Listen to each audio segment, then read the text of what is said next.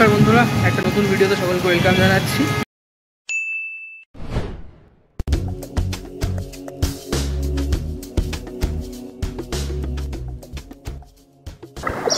এর রং কুমারটা দেখেছেন? কুমারটা দেখি।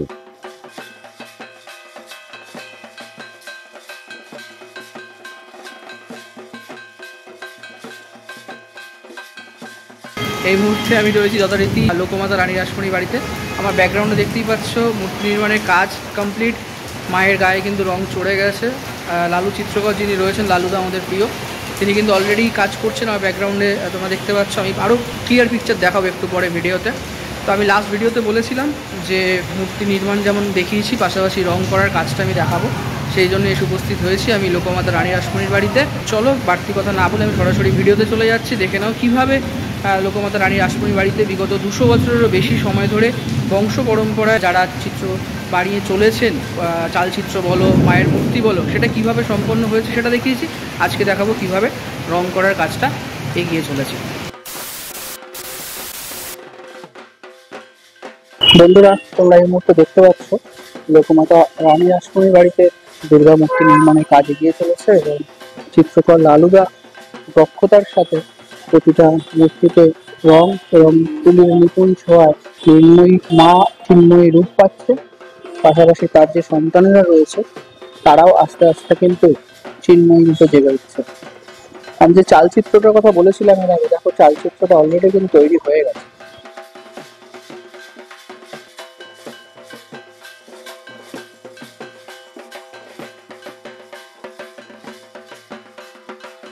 আমার বাড়ি হচ্ছে আমেরপুর, বীরভূম।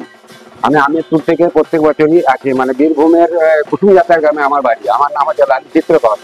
আমার বাপ ঠাকুর দাদা এখানে বানিয়ে গেছেন এবং আমি এখনো বানাচ্ছি। আমার প্রায় বানানো হয়ে গেল 53 বছর।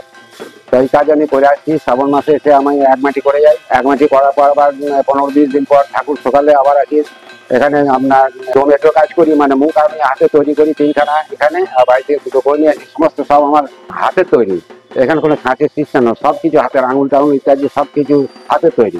তারপর আমরা জমেটো কাজ করে আমি রং টং করে দেশে ফিরে যাই। তারপর বর্ধমান কাটোয়া থেকে এসে সাজবালার এসে সাজিয়ে যায়। এই যে চালচিত্র যা দেখছেন সমস্ত সব আমার হাতের বানানো, সমস্ত চালচিত্র সব আমার হাতের বানানো। চালচিত্রের মধ্যে কি কি ফুটে উঠেছে? চালচিত্রের মধ্যে আছে দ্রৌপদীর বস্ত্রহরণ থেকে আপনার ছিন্নমস্তা, কালী, জগদ্ধাত্রী, মৎস্য, কৌমা, বরাহ, নরসিংহ, অসুর বংশ এবং গভীর বস্ত্রহরণ, এইসবগুলো আমাদের এখানে থাকে। এটা প্রত্যেক বছরই এই সিস্টেমই হয়ে আসছে। এটাও তুমি একা নিজের হাতেই করে আসো? হ্যাঁ, আমার নিজের হাতেরই তৈরি। সমস্ত সব চিত্র এঁকে ওখানে লাগিয়ে দেওয়া হয়। এখন আগে ওখানে বানানো হতো, এখন আমার শরীরের অসুস্থতার জন্য আমি নিচে বানিয়ে কেটে ওখানে ফাঁকিয়ে দিই। ওটা কি বিষ্ণুর দশম অবতার? হ্যাঁ হ্যাঁ, নৃসিংহদেব দেখতে পাচ্ছি, মৎস্য, পদ্মফুলেরই।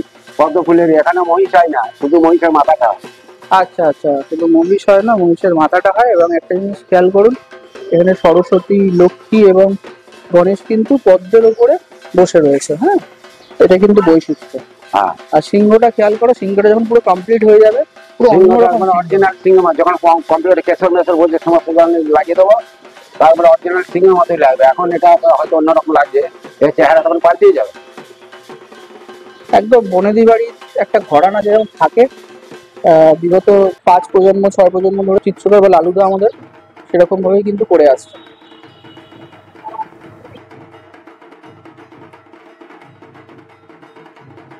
বন্ধুরা দেখতে পাচ্ছ অনেক রকমের তুলি কিন্তু এখানে ব্যবহার করা হয় এবং সবথেকে গুরুত্বপূর্ণ বিষয় হচ্ছে এই সমস্ত তুলির কোনটায় কোথায় ব্যবহার হবে সেটা কিন্তু লালুদা জানে এবং সেটার উপর নির্ভর করেই কিন্তু দেবী এবং তার যে সন্তানেরা রয়েছেন তাদের মূর্তি নির্মাণের কাজটা চলে। পাশাপাশি তাদের গাত্রবর্ণ দেখতেই পাচ্ছ, প্রত্যেকটা ঠাকুরের আলাদা আলাদা গাত্রবর্ণ রয়েছে এবং লালুদা কিন্তু খুব দক্ষতার সাথে গাত্রবর্ণ সেটাকে ফুটিয়ে তুলেছেন।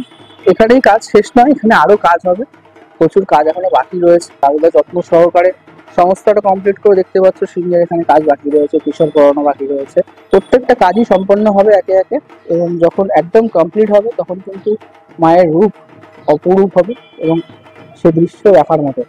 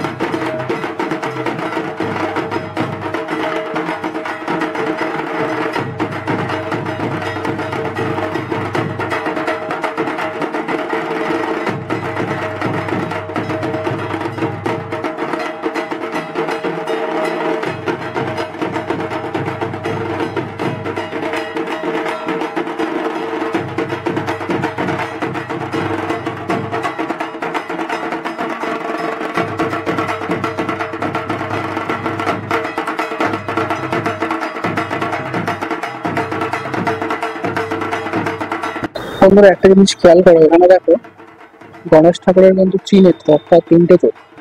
লালুদা বললে এটা হচ্ছে একদম শুরু থেকেই হয়ে আসছে, কিন্তু এখানে গণেশ বাদ দিলে আমরা একমাত্র মা দুর্গার ত্রিনেত্র দেখতে পাচ্ছি।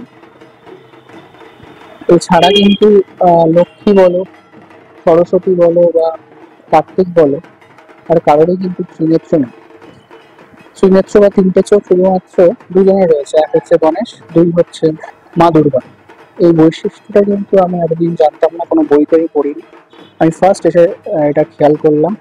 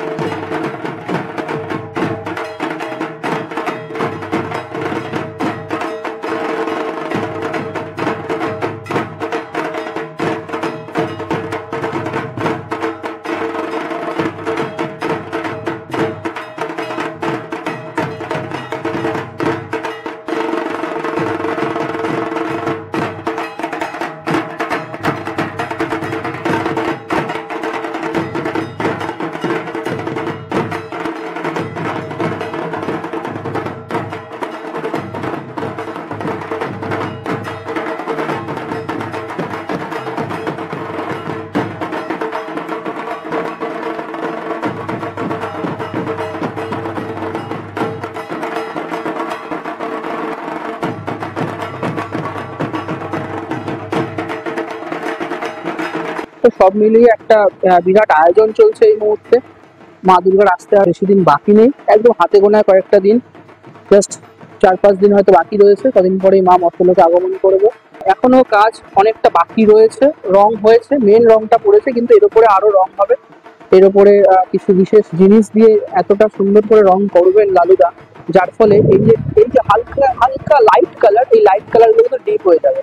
আপনারা জানেন যে রানীমার বাড়িতে যে মূর্তি তৈরি হয় সেই মূর্তির রং খুব ডিপ কালারের হয়, কিন্তু এখন লাইট কালার রয়েছে, আস্তে আস্তে একটা ডিপ কালার হবে যখন লালুদার উপরে আরো কিছু অ্যাপ্লাই করবেন। তো যখন কমপ্লিট হবে তখন আরো একবার সকলের সামনে আমি তুলে ধরার চেষ্টা করব। পাশাপাশি মাকে সাজানোর সময়ও আমি থাকার চেষ্টা করছি, কারণ অনেকেই দেখেননি, তো আমি চাইবো সেটা সকলের সামনে তুলে ধরতে। সো দিস ইজ ইট, ভিডিওটা এখানেই শেষ করছি। অবশ্যই লাইক, কমেন্ট, শেয়ার তিনটেই আমার চাই। প্রথমবার তার ডেফিনেটলি চ্যানেল সাবস্ক্রাইব করে পাশে বেল আইকনটা প্রেস করে ফিরে আসছি পরের ভিডিওতে। টিল দেন।